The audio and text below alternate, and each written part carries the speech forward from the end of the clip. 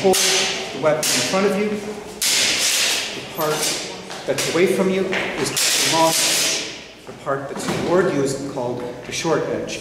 These can also be called the true edge and the false edge. The long edge basically attacks a greater distance. It has more reach. You can also attack with the short edge, but you can also see from the angle of my arm that I don't have quite the same reach from that position.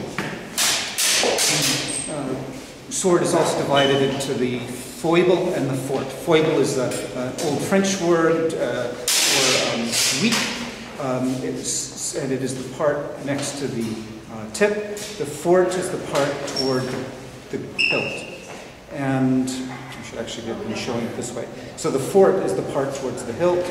The foible is the part toward the tip. And they're called fort and foible, strong and weak, because this part of the weapon is mechanically strong. It has leverage because it's closer to your hand, closer to the place where you're applying force. So the fort is what you would use for defending and for controlling your opponent's weapon.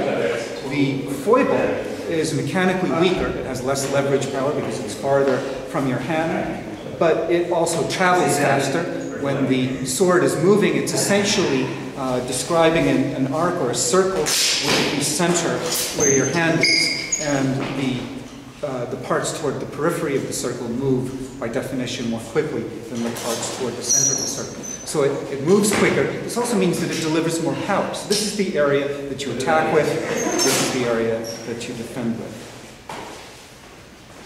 Into the foible and fort.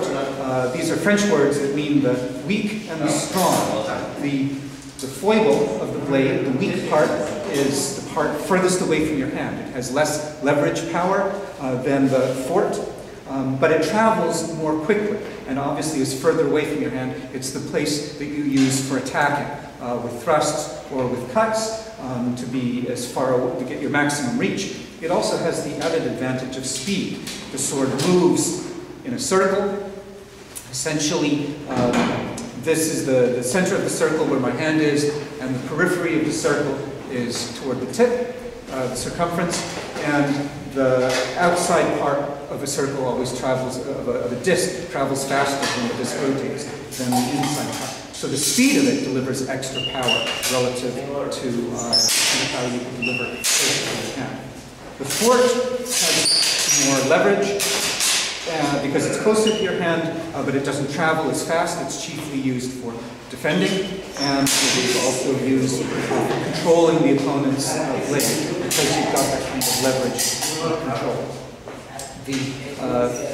In addition to the thrusting tip, the edges can also be divided into the long edge and the short edge.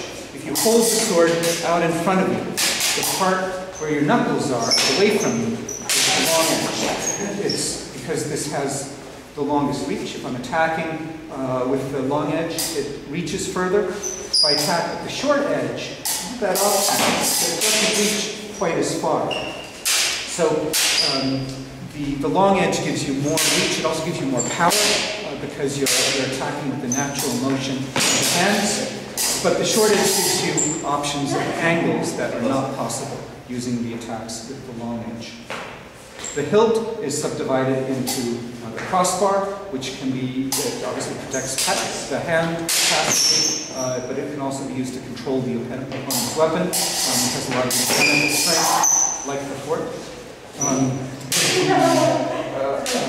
The grip, the hilt itself is subdivided into the crossbar, which provides some protection for the hand. The grip, which is on most European type swords, the blade actually passes right the way through, all the way to the tip here, and it's covered here with a wooden covering and leather, sometimes wire wrapping on top of that, just to make it sit more comfortably and more securely in the hand. And then the pipe, which is essentially built around the tang of the sword. The blade of the sword extends all the way to the tip of the weapon, and around that there's essentially a wooden casing that is wrapped with leather, possibly cord and wire as well, to give you a nice, solid, secure grip.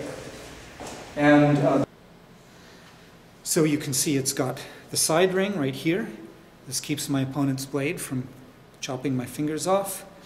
The padan here, the evolution of that first little ring that was added on to protect the finger when it goes across the crossbar. The crossbar here has been curved up and around.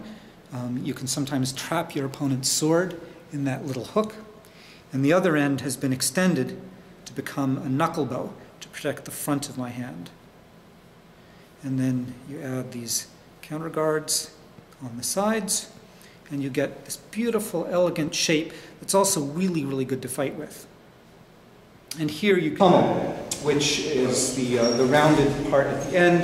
It serves chiefly as a counterbalance to help balance out the weight of the weapon. It makes it move more easily in the hand, although it adds additional overall weight to the weapon as well. It can also be used for attacking. The crossbar can be used also for controlling techniques, catching the opponent's weapon, and so on.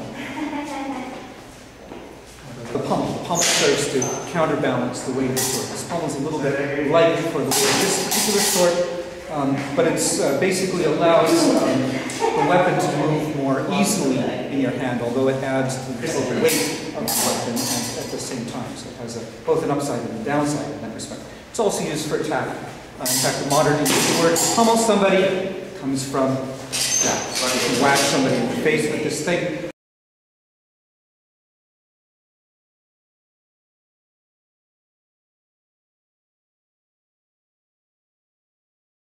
The rear foot becomes the front foot.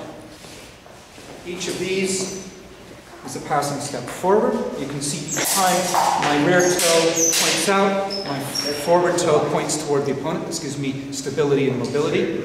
And the same step is used to move backwards. That involves stepping with the leading foot, catching up with the trailing foot. You can do the same thing moving backwards. The same step can be moved sideways. The gather step, I gather my rear foot, my trailing foot,